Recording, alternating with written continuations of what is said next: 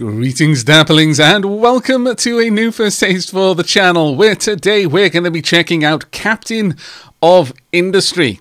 Now, Captain of Industry is developed and published by MaFi Games, I hope I'm pronouncing that correctly, and is currently in a closed alpha state. You can gain access to this by purchasing, or rather supporting, the game at a specific tier. This was a Kickstarted game that I believe got 200% of the required funds, but they're continuing to offer access to the game through support at various tiers over on their website. As always, the link will be in the description down below. Now, what is Captain of Industry and why should you support it? Well, the game is described as a factory construction and management simulator, and it's completely fair to draw some fairly extensive parallels between this and Factorio, but I would actually go further to say that this is what Factorio might have been if Factorio took less of a one man against a whole alien planet vibe and was more of a kind of colony survival simulation as well. We will have populations, people who will be running our trucks and excavators, as you can see in the background. We're going to have to take care of their needs, both for comfort and for food. But this game is, well, in some ways, what you could imagine if you took Satisfactory, Factorio, and then added colony management on top of that, an extra layer of management for that. Now, I've had the fortune to be able to check this game out thanks to the developers sending me over a key, and I've been playing around on this for the last couple of days while I've been feeling under the weather, hence the lack of videos on the channel. But it is finally time for me to be able to share this with all of you. So let's start off with a new game. Welcome, Captain. Captain, we've just docked. Our ship and the local shipyard will both need major repairs. That is an enormous understatement, by the way. The abandoned communication station near the dock could be deconstructed and used to smelt iron in a blast furnace so we can make more vehicles and construction parts. It is essential to build a research lab as soon as possible, so that we can figure out more blueprints for important things such as farms or a beacon. Now, we're going to drop a pause here just so I can go over the game in a little bit more detail. As this is in alpha, a consequence of that is that there are a few things that aren't present in the game yet. One of them is background music, so I hope that you can, that you're not going to be too disappointed that it's just going to be me and you and the ambient sounds and sound effects in the game. But here is a proper look at the island. The setting is a global collapse of some sort. We are the captain of a cargo ship that, when the collapse happened, we were out at sea, and as things started falling apart, we managed to find a safe haven for our crew. This old abandoned island, which has a communications station on it and an abandoned dock, we managed to pull it in there. The ship is in a pretty rough state and will need more repairs before we can go out, but we've managed to offload all of the cargo containers and have turned these into kind of makeshift habitats for the crew. I actually love that detail, by the way, the fact that they just reused the cargo containers as they were to take care of the crew. We have a fleet of vehicles, and that's pretty much it right now. However, there is a lot that we're going to be able to do with this game. Even in the alpha stage, as with a lot of indie titles, what they consider alpha is what many more affluent production studios might consider beta, or even full release, if I'm perfectly honest. But let's get things started, and I'll actually show some of this to you. Let's get the research lab up and running. Thankfully, early game, quite a few items aren't going to require power, but that won't last forever. The island, as far as I've seen, isn't procedural. We always start with this island. I'm not sure where that is going to go, if it will always be this island, or there'll be some sort of procedural map generation, or just other islands, we'll see. But as you can see, we've got a lot of various resources underground, and some on the surface with these coal, iron, trees, so on and so forth. The research lab is ready. Congratulations for the first research lab. You should research and build farms before our food supply runs out. We don't have a lot, but thankfully we also don't have a lot of people, and things will be okay for the short to medium term, at least if we don't expand our population too aggressively. Also keep an eye on the supply of construction parts and build an assembly to produce them. Fair warning, this game absolutely does not hold your hand in that regard, and you can completely soft or hard lock yourself. It's not like you've got an avatar here who can go out and manually mine some coal to kickstart industry because you ran out of any fuel. Or for that matter, if you use up all of your construction parts, you can pocket craft more. You can't. If you don't get up the sort of infrastructure to produce the means to make more infrastructure out of your initial starting supplies, then you're going to lock yourself, and it'll be a swift restart. Thankfully, getting these things up and running is pretty much one of the first things and a very early thing to get to. So you won't lose too much progress if the first game, or maybe even two, you lock yourself in some way. You get very, very good at spotting the potential bottlenecks as you go. But here is the research tree, and this is where the whole, what they consider alpha, a lot of games would consider beta thing comes in. You don't really see the coming soon stuff until you get really deep into the tech tree. You see one or two sprinkled around, but it's really only the very end of the tech tree that has a lot of these. And at that point, you're dealing with worm gates and stardust collection. To say that there is a fairly large scope for the development of your colony in this game would be an enormous understatement. But the primary things that we need to focus on right now is just making the colony survivable. So farms, the ability to build crafting materials, the ability to build vehicles and the infrastructure to support them, such as fuel, diesel over here, and so on and so forth. We'll start simple, and then we'll build up to it. Now, I'm going to pause this here and showcase what initially drew me to the game. When I first busted this out and started playing a little bit, this is the part that really gave me the clue that this was something special. And that is, we don't just build a furnace and then we just throw in 2 ingredients and out pops an ingot. No. We actually need to do this in a semi-realistic way. So first and foremost, we need to build a blast furnace. Now, the product of this, if we have a look, the one recipe we've got right now is metal scraps, which we will remove from the abandoned communication station, and some coal will produce molten iron and exhaust. We need to deal with that, because any of those things can cause the chain to break down. So we're going to pop down a smokestack. We are going to use some pipes to move this around. And another thing is, this is a 3-dimensional game. This isn't just a 2D map with a height map as well, so that you've got, the kind of a fake 3D. No, you can build things that cross each other in the multiple dimensions. So very, very cool in that regard, and is where I feel the comparison to Satisfactory starts to come in. So we'll set this up. We also are going to need some coal. So at this point now I've got some things down. I'll allow my trucks to get out there and start doing some work. Let's pop this down. This will produce coal out of wood, so we're also going to need that. So let's pop down the pipe right here and bring that around. Give it a little bit of room so that should I want to set up a conveyor belt to move the charcoal out, I can. Now I'm going to need one of my trucks dedicated to chopping trees. So I'm going to assign you to a tree harvester, and then I'm going to designate some trees to be chopped. Now, the initial trucks that we have, they're not really built to spec for lumbering. So as a consequence of that is that they're not going to be the greatest at it. They'll make do for now until we can build a proper tree chopping machine. Now, next up, we're going to need some metal casters to turn the molten metal into something we can directly use. Let's pop this one around here. That will be fine. Later on, we're probably going to want more metal casters. It depends on how much material we can get into the blast furnace. One blast furnace can service multiple metal casters, but it does require the production of ore or scrap and coal, so on and so forth. And we're going to be going a little bit slowly here. Now, we've got a couple of extra tutorials. I won't go through all of these because there's a lot of text here, and that's actually one of the really nice things about this game is it does a good job of explaining how to play the game. There are some blind spots here and there, but a little bit of experimentation has done me quite well going through it. Nothing has been too difficult to wrap my head around, just thinking of it logically.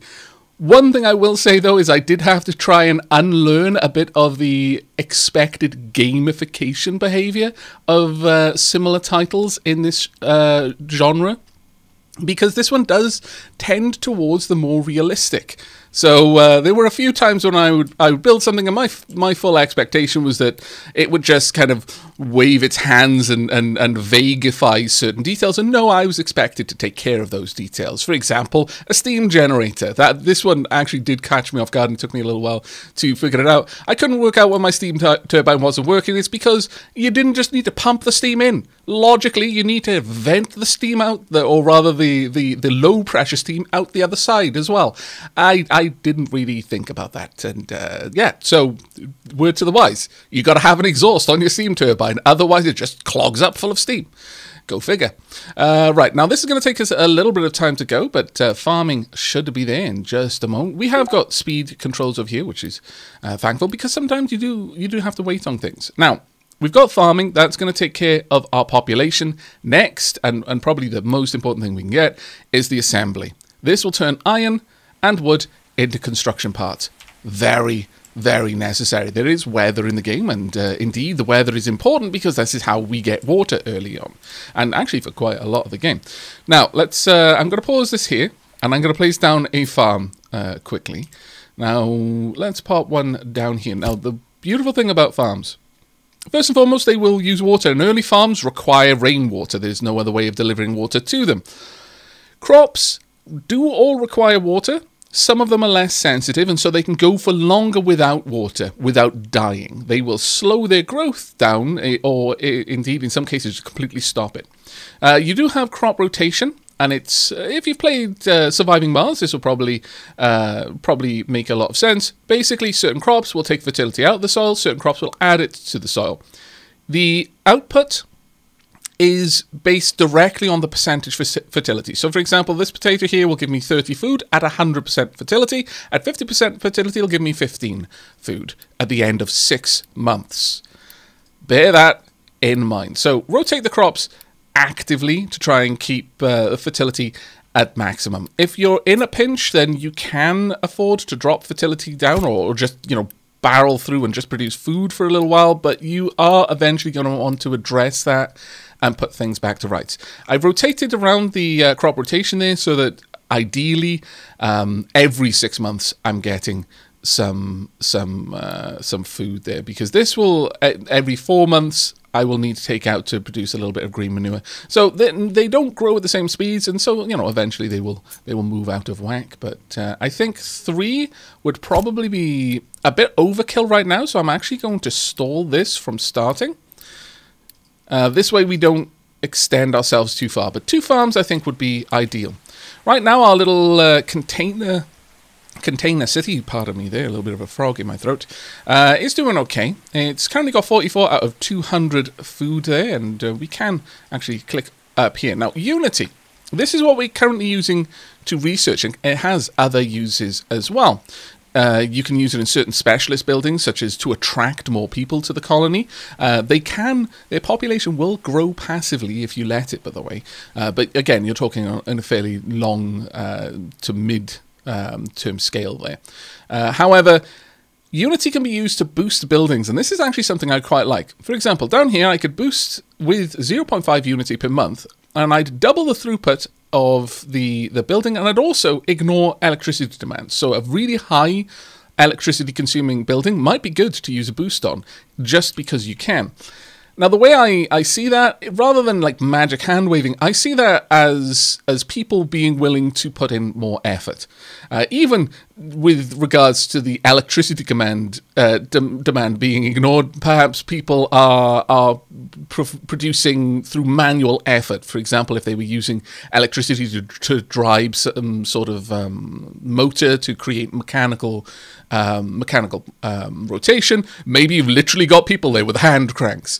Regardless, Unity seems to be generated when people are happy.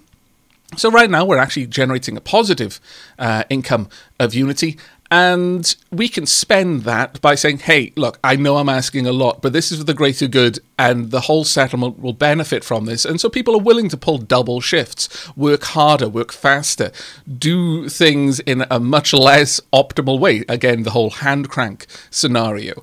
If you don't have enough Unity, then you can't get by with having the boost, and the boost will just stop. Likewise, research will stop, because research straight up uses 1 unity per month. Oh, actually, no, sorry, 0.5 unity per month just to operate.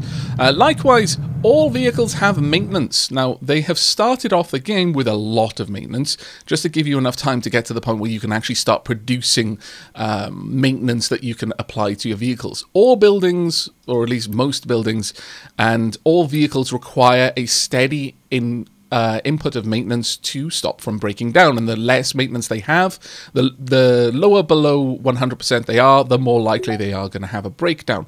Now, the vehicles don't strictly need maintenance to start working again. It just means that they're going to suffer lots and lots and lots of breakdowns. Very similar to Transportation Tycoon, if you're familiar with that title. Now, we've got constructions, or rather the ability to make construction parts. The next thing we're going to do is we're going to get power up and running. We'll be able to use some of the diesel fuel that we brought along to get a diesel generator operational, and also the beacon. Now this, well, acts kind of like a lighthouse. It is a beacon. And with this, we might be able to attract other survivors to the settlement. But more importantly, with power, we can then go on to researching maintenance. There doesn't seem to be a way of queuing up research. You do have to pop in here for every single research item, which is a little bit frustrating. But we can see over here that we are actually stocking up metal. That's fantastic, because we're about to start using it with the assembly manual. Now, this one is nice in that it only requires manpower to operate. Let's go ahead and pop this down. Where do we want our main production happening? Because we can always pull things down and move things around later. So I guess we'll just go for efficiency in the here and now, and we'll worry about rebuilding the factory later on. Certainly, when you're new to the game, and indeed, even though I've put about 10 or so hours into the game so far, I'm still very much new in terms of the research tree. I don't know what is possible, and if you're playing this for the first time, you certainly won't. And as a result, expect to have to tear things down and rebuild them as new logistics opportunities present themselves.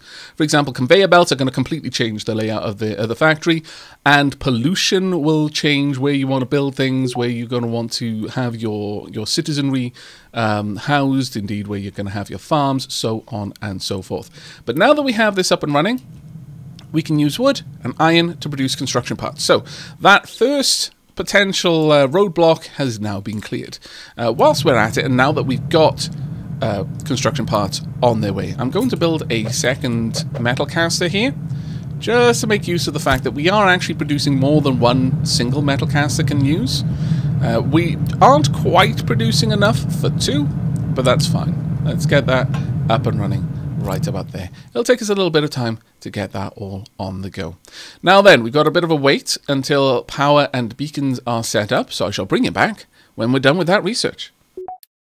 And there we go. Power and beacon has been researched. And as you can see, our crops are in various stages. I have completed the building of the third farm and a second research lab, just to allow us to get through the research that little bit faster. Now that we're making our own construction materials, the pressure is off a little bit.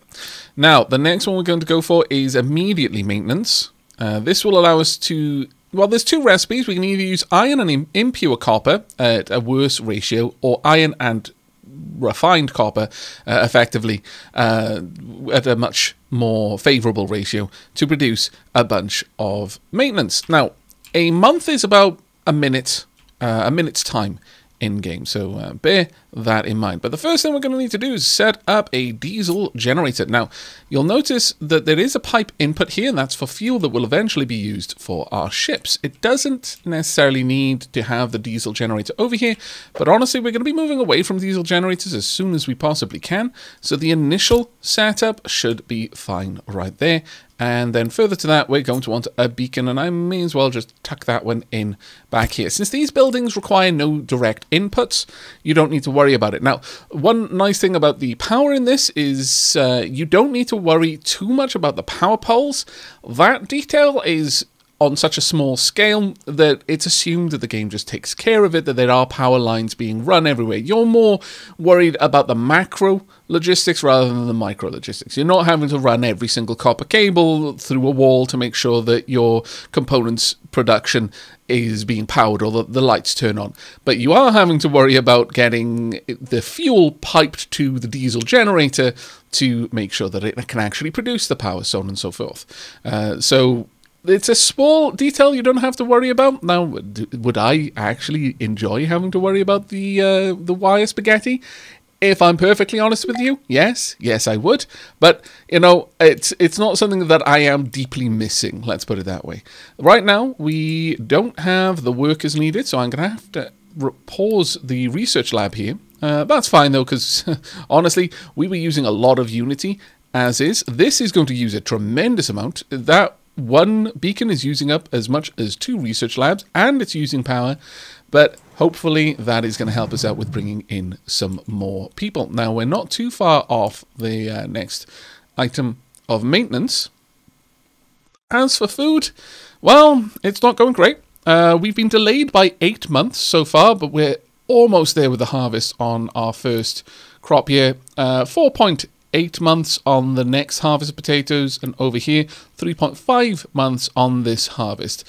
Each one of them is delayed by a certain amount, but there we go. This will be our very first harvest, actually, from our own farms. I can only imagine that the people of our colony will be overjoyed at having grown their own food for once. Now, the food will be stored over here. A truck will be dispatched immediately to come pick this up.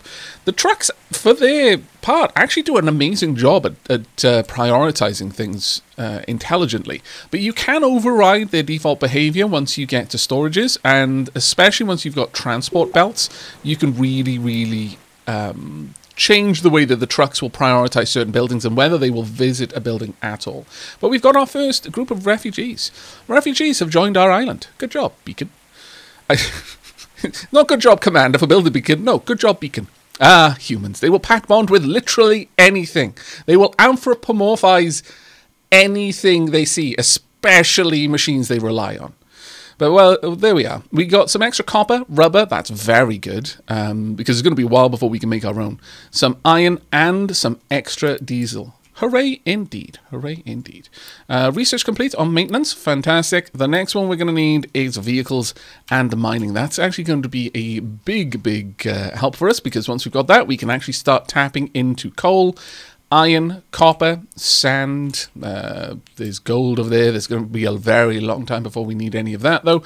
Whereas these 3 we're definitely going to need fairly soon. But with that built, it is time for us to get down a maintenance depot. Now then, where are we going to build this? You know what? Again, we're going to be changing the way everything is later. Let's try and keep things reasonably close together so that our trucks don't use up their fuel as much. You probably haven't noticed them doing it, or maybe you have, but in fact, this truck might be heading down there to pick up some fuel. Are you going to grab some fuel? No, you're loading up on construction parts. Nevertheless, they do use fuel. The more they have to travel, the more fuel they use. It stands to reason, really. If a vehicle is not moving around at all, I believe that is a very minimal drain on maintenance, but it's not as aggressive as if it was doing a lot of work. For example, an excavator that has no work to do will just sit there. Whereas if it was actually digging, it will chew through its maintenance much faster. That's purely anecdotal, though. However, with fuel, it is... again, it's anecdotal, I suppose, but I have for science that one extensively. If they're not doing anything, they don't use up fuel, which is quite nice. So you do want to try and keep the travel distances lower where possible, but understand that eventually you're probably going to want to migrate away from using trucks for everything anyway. You are limited in how many vehicles you can have, though you can change that with research. Right now, since we don't actually have any impure copper, we only have pure copper. Well, I wouldn't necessarily say pure, but copper. We're going to use the more efficient one, but we are completely reliant on our initial stockpile of copper to make that work. So that is definitely something that we need to bear in mind. But we can see down here how much maintenance we're currently using. This is across all buildings that need it, and indeed any vehicles that need it. We're using 26 a month, so that's 26 maintenance are required every real life minute. And with this recipe, we can produce 110 per month, assuming that we have sufficient materials, and indeed we do right now. As we can see, both of the metal casters are currently full of metal. Now, there is a limited internal storage in these places, so it would probably be useful for us if we actually popped down a storage here. And bear in mind, or rather bear special attention to the input and output ports. You can't rotate a building once it's down, and when you try to pull one down, you will lose some of the materials stored in it. So do try to keep that in mind. Now that one is for metal. I'm going to place a storage all the way up here. This one, and this is one thing I really love about this game, is that before something is built, I can dictate how it should work. So the moment it is finished constructing, it is ready to go. So we're going to have this ready for wood so that our log harvesters are basically constantly working, at least until this is full. And this can request decent loads out of this storage. So the harvesters will have much less distance to travel, and I'll probably rebuild that as I need to. And every now and then a single truck will travel up here, grab a full load of wood and bring it down here. So hopefully it will reduce a little bit of the use of diesel.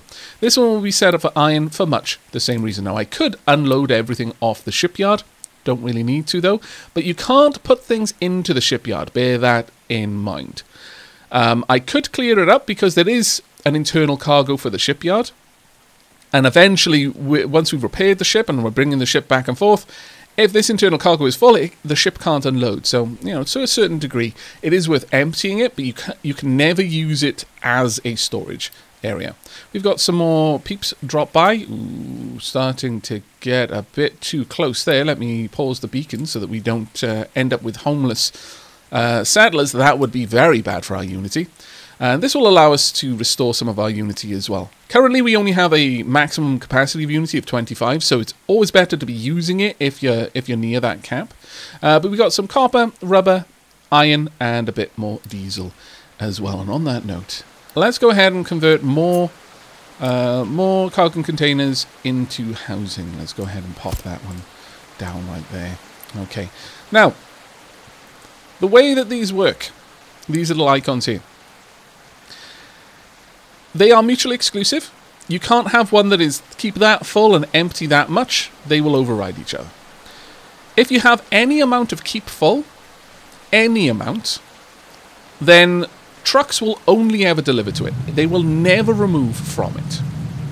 But that being said, the amount of keep full you have, for example, if I had two warehouses that both required iron and I had this one at keep full at this amount, the other one at keep full at that amount, then the trucks would try to prioritize deliveries to make sure that both warehouses had the amount that I had specifically requested that they always maintain before they start delivering to any other location. The same more or less works for emptying. I can tell, for example, this one to empty at this amount and another one to empty at that amount, and generally speaking, the trucks would prioritize the source that they go to try and make sure that I am emptying them correctly. You might ask yourself, well, why is there any leeway at all if you the moment you activate one or deactivate rather activate keep full or activate keep empty, it basically toggles that warehouse only to be usable in that way? It's because conveyor belts do not give a damn about this. This only affects trucks. So with regards to trucks, you can modify their priority behavior. But with the addition of transport belts, you can actually make quite a complicated logistics network, which is really, really cool. Right, mining and dumping and mining vehicles have been researched. Let's get the next research on the go, and that is going to be water. This will be able to help out our settlement. We'll be able to build a water facility. And with that, we'll be able to get a little bit more Unity out of our peeps. And as you go, you will continue to try and improve the comfort level of your citizens so that they have various materials available to them just to make life more bearable, really. Right now, we've got enough diesel that I'm not going to prioritize manufacturing diesel, but there is something to be said about going for that before going for water, because, again, our colonists will manage without a dedicated water source. They'll work things out on their own, whereas diesel, a bit less flexible in that regard. But mining, and indeed vehicles. Let's build a vehicle depot. I'm going to pop this down here. Again, it's another building that doesn't strictly need any kind of access, although it does have materials. You can only ever deliver them by truck. So I may as well just pop it down here with the other buildings that don't really need anything piped into them. Now, a mine control tower. We need one of these to be able to change or modify the terrain with an excavator. You don't need it for dumping, and there is a difference between the two. Dumping is just where you put something. For example, slag out of a blast furnace. An excavator is not necessary for that, and neither is a mine control tower. You just say, yeah, I want stuff, garbage or landfill to be dumped here, and your trucks will take care of it. But a mine control tower will actually facilitate the use of excavators to modify the terrain. Let's pop this mine control tower right there. And as with other things, we can edit this one straight away. I want the mining area to be the entire iron node right here. Now, that is not the entire iron node. Well, actually, no, in this case it is. But in many cases, what you can see on the surface is not an accurate representation of what lies beneath the surface. Like this coal area, a tiny little bit there, but the coal mine itself is vast. Absolutely vast. For now, though, I'm going to let this get built. We are also going to require an excavator to be built as well, so let's get that one on the go. Now, I would like this one finished before anything else does. I would very much like to be able to turn the beacon back on again, namely because when we get survivors via the beacon, there's also a chance that we'll get a little bit of extra diesel as well. Now, one thing to be aware of, though, the beacon becomes increasingly less efficient over time. Every successful attraction of refugees, the next group are going to be further away, and it'll take them longer to even notice the beacon, much less travel to it, so on and so forth. After a certain point, you really don't want to be relying on this for extra people or any kind of resources. Another thing I really want to draw attention to is, yes, the trucks are absolutely killing the grass as they drive around. You will eventually have like dirt roads where your lorries, your excavators, whatever, is traveling on. Certain things will impact it much more, like an excavator going over the grass will churn up more of it than a truck with its nice cushioned rubber tires does. That being said, rains will restore the grass. It will grow back. I love it. I don't know what it is about that particular little detail, but I've always had a soft spot for that. It was same in Black and White, which was one of the earlier games that I saw doing that, where the creature would move around, and as it would move and as the villagers would move around, they would kind of wear down the grass, or in the case of the creature, depending on its alignment, would either cause flowers to sprout at its feet or cause the earth to dry and crack. Likewise, Settlers, another game that had the paths kind of appearing depending on foot traffic. I absolutely love that little detail in particular. Right, there we go. That is all built. Wonderful. Now you can actually start work. Build the vehicle depot first, because we're going to need to get the excavator being built. It takes quite a lot to make an excavator, and until then, the mine control tower is kind of useless to us. Now, that being said, we've definitely got enough materials that I could have a second assembly running full bore. So let's get that one down. In fact, I'm going to prioritize that and reduce the priority over here. Let's get this one up and running so that we've got twice as much production. Right, settlement water has been researched. Now we're going to go immediately for basic diesel. Now this is going to have a lot of things. Don't be too concerned about the plethora of recipes here. We're not going to be dealing with things like sour water or acid for a while, and brine even more so. But let's get the research underway. The main one here is the basic distiller, which will take crude oil, coal, and produce diesel and wastewater and some exhaust. We will be able to make better and better use of refining And much like Factorio in that regard, there are better recipes, but we're going to need to research them. And unlike Factorio, again, this game tends towards the more realistic. It isn't just one building and I just change a recipe and maybe introduce an extra input in the form of water. We will have to build entire new complexes with pipe spaghetti to your heart's content in order to start making use of better distilling processes. We're going to actually have to build the buildings that will make use of those processes. But there we go. We've got a little bit more moving in now in terms of construction materials, which is fantastic for us. And our Unity is up nice and high. So let's go ahead and unpause the beacon. In fact, while our Unity is doing so well, we'll go ahead and unpause the second research lab as well. We're going to be waiting on diesel to be produced. And, oh, actually, we've already got an excavator there. I will want a second lorry as well as the excavator so that I can dedicate a lorry to the mine. Basically, you assign the vehicles to the mine buildings, and they will work whatever is needed. So in the case of a lorry, it will service the excavators of that site. But diesel is already done. Fantastic. Right, the next thing we're going to go for then is copper. Let's get an actual source of copper that isn't our initial supplies so that we can make use of the second, less efficient but more sustainable recipe for maintenance. We really do not want to run out of maintenance. That would be bad news bears for everyone involved. Right, down here we've got about 8 units. Now, one thing I'm not sure of is when a lorry comes to pick up, for example, building materials here, can it go to multiple sources?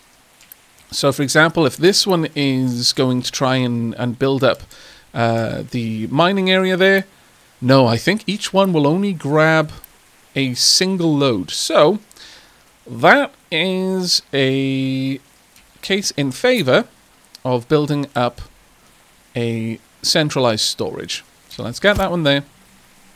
So this way, actually let me recenter that just a little bit better. This way, the trucks unloading the building materials will do so straight into a storage area, and then hopefully this will accrue to a reasonable amount, and then another lorry will eventually visit and can grab a full load all at once. Right, we've got our excavator. We want a truck. Now comes the fun of setting up how to mine. Now I've left this one until we actually had the means to do it rather than do it beforehand, because it is really fun. Now, as you can see, we've got various levels on the terrain. Right now it looks like we're flat at 2, so I've selected the flatten tool, and I'm going to hit the surface deposit first. I can mine down, but I'll probably have to work through some topsoil, and that will produce extra waste that I would rather avoid, especially when there's, all of this iron there. We're going to completely flatten this and then start digging down to the rest of it. Now that gives us a bit of a mining area, and at this point I can allow them to go. Is the excavator on its way? Yes, it is. Marvellous. Perfect. Okay, you get down there. And the next part is I want to give them somewhere to dump stuff that they don't need. Especially now that we're going to be accessing this. And I should actually turn on the other recipe here with ore, but that's going to produce slag. So even if the excavator isn't gathering any topsoil or anything like that, we are going to need somewhere to dump waste material. Now then, how tall is this? Let's go with the flatten tool so I can just see. That's 10 tall. Okay, let's do something like this. I'm going to make an area about yay wide, and then I would like to bring this up to that. So that's 9, and if we bring this all the way down, that's a little bit too far out. Let's shave a little bit off this. I suppose that will do. What I'm trying to avoid is having to excavate anything up here, because if I have to do that, then I'm going to need to set up another mine control and have an excavator specifically work this area. So if possible to avoid that, I would rather do so. There we go. That'll do fine. That's a nice big hefty ramp for our vehicles to move up. But that will give us access to this part of the island. And then later on we can make another ramp over here, or we can make a ramp down from the ground. Likewise, we can fill in areas and indeed mine other areas. So we're probably going to want to flatten this eventually so that we can build out more of our settlement. Though we might want to move our settlement elsewhere in time. Population increase, there we go, another 16, plenty of materials, that is marvellous. Right, the next thing we're going to need to do is we now have diesel distilling. So, as this is going to be where we're going to be using the diesel for the most part, and since the basic distiller is not necessarily going to be the be-all end-all of this process, let's go ahead and place this about here, let's say. Next, I'm going to want fluid storage. I would like to have an actual storage tank for diesel. This is going to be necessary because our vehicles can then come over here and gather from it, which will be very, very useful. Let's then take from this, and for the time being, I'm only going to connect up to the diesel generator. I'm not going to connect up to the docks because we're not using them yet. But don't worry, even though some of these tanks look like they've seen better days, they're not going to leak. You can just store stuff in there and then later on repair the docks and everything will be fine. But there's just no immediate point for us to do that. We are also going to need to get rid of wastewater. So let's build that down here. Now you'll notice that I have researched a lot more than I'm building. It's because I want to try and keep the building materials available and easy to access for the really necessary stuff before I start worrying about things that I don't strictly need to do yet. There we go. We'll get this down here. Now, a thing to say about conveyor belts and indeed pipes right now, since they're the only ones we can build. Obviously, things can't drive through them. But lorries can drive underneath them if you make them high enough. As long as they're height 2, I believe, a lorry can travel underneath them. It might even be height 1. However, excavators and anything that isn't a lorry can never travel underneath them. They will never be able to travel beneath them. I think the maximum height for a pipe is 4. It might be 3. Let me just check. Height 3. So yes, I believe that a lorry can travel underneath it at height 1, and you can only go up to height 3, but an excavator will never be able to travel through it. A lorry might only be able to travel through it when it isn't carrying a cargo crate at height 1. It might need height 2 otherwise. Either way, tend towards height 2 is my advice with that. So let's bring this down here. Later on, there will be ways for you to manage to... There we go. And just bring that across. And then down. There will be ways for you to manage traveling around pipes, because once we actually start getting any conveyor or pipe spaghetti around here, it is going to be a massive potch for our excavators to have to go round and gather fuel. But you can make ramps eventually. That is a complete other research tree, though, so we're not going to be getting to that anytime soon. Let's build a smokestack there, and hook that one up as well. There we are. Now, this is going to require petroleum. It's also going to require coal. The coal can come in from over there. That should be fine. But we're going to need petroleum. Now, as we've already noted, there is an available source of crude oil over here. Oh, there we are. Copper smelting is done. Let's get something else being researched. At this point, let's go for construction 2. We're going to need it relatively soon. But on that note, let me shut down this, and yeah, we'll leave the one running there, but we are going to run out of Unity sooner rather than later. I really do need to get the water set up. But first, first I would like to get our petroleum going. So oil pump. Let's get that one there. We'll just go with one for now, just to get the system running. Later on, then we can expand it a little bit to suit our needs. Now, I would like, since we're probably going to be processing the crude oil slower than we are pumping it, or at least eventually we will. In the beginning, maybe not, but eventually that's definitely going to be the case. Let's have somewhere which can actually store that for a rainy day. Let's have diesel there, let's have crude oil here, and then let's bring down the pipes. Now you can build out the pipes in either direction if you want. And this is actually something that I quite like as well. If we grab this here, let's just bring it out and across, and then go all the way up to its maximum height. And then we're just going to draw this out in the direction of the oil pumps. This way, we're going to impact the lorries in the least way. Sorry, I was a little bit distracted there, trying to make sure that this was going underneath without having a kink in the pipe. There we go, down to here. Sadly, it looks like we're going to have a kink in the pipe anyway, but, oh well, I suppose this isn't as bad as it could be. Let's pop it about here. There we go, and at this point, we can go all the way back down to the ground. And just hook up. There, perfect. That will be everything we need. Now, this is a very long pipe section.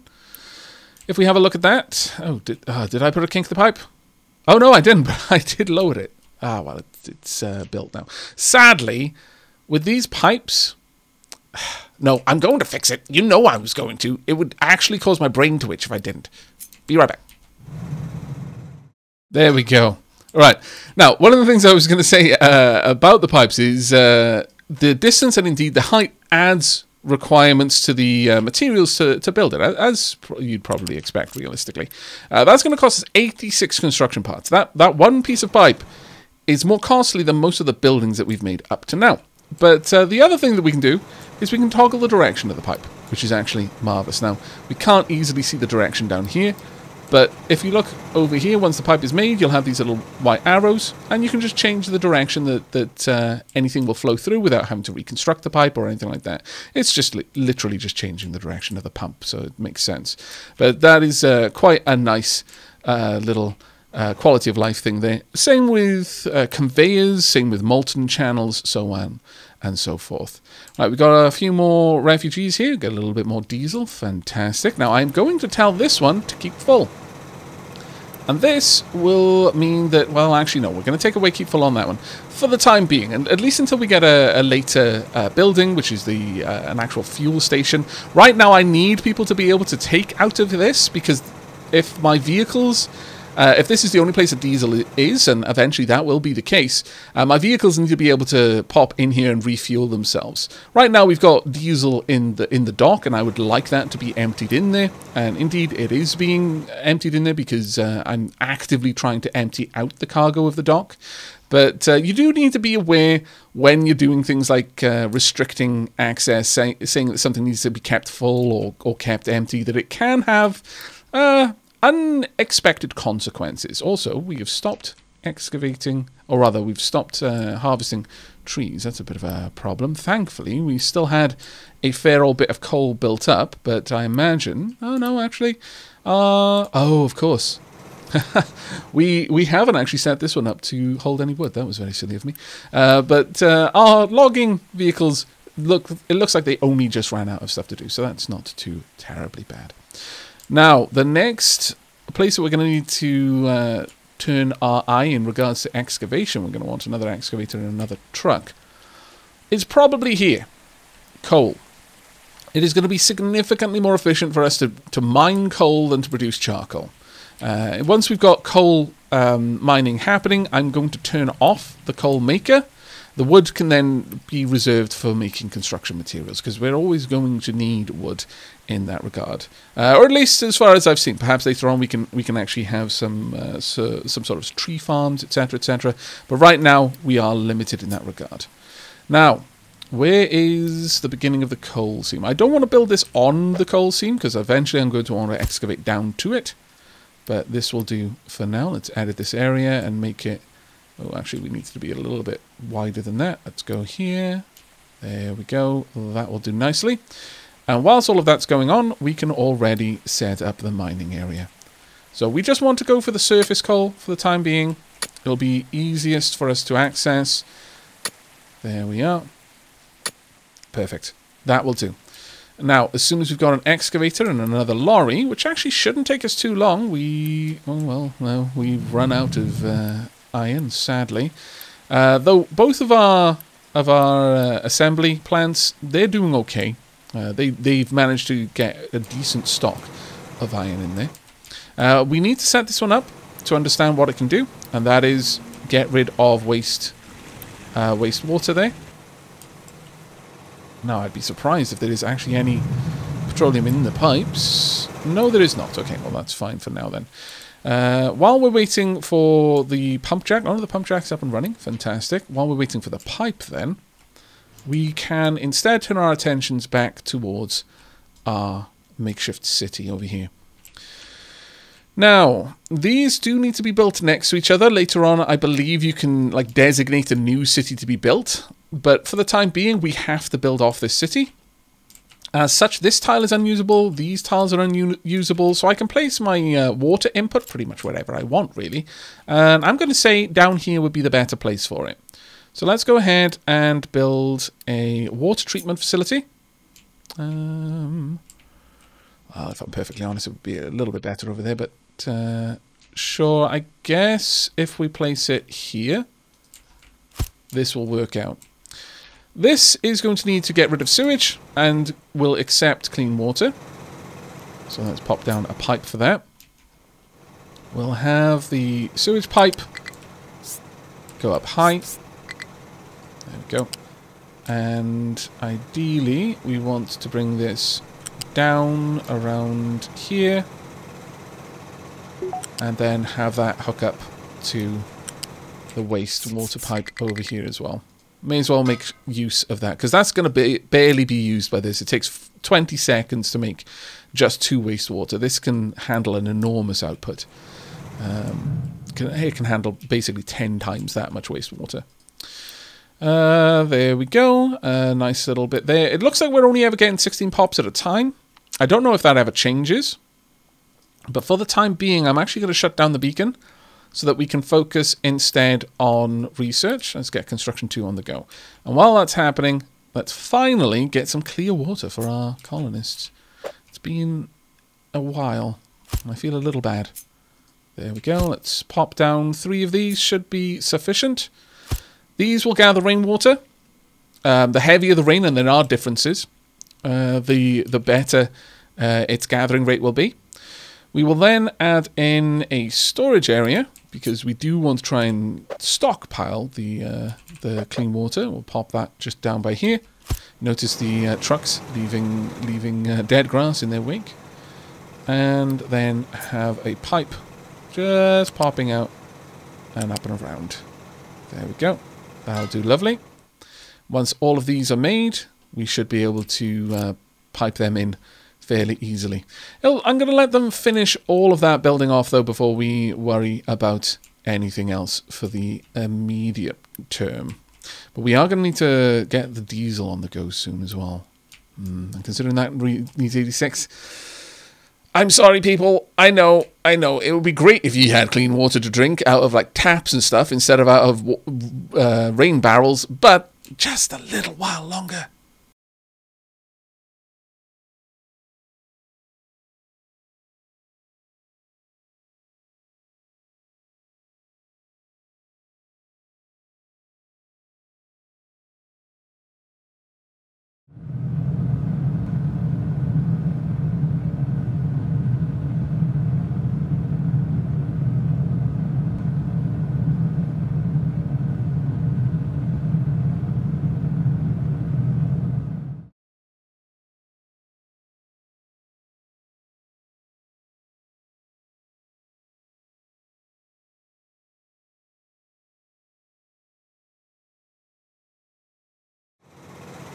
Okay, there we go. We have managed to finish off the crude oil pipeline, and we can already see some of that oil making its way down there.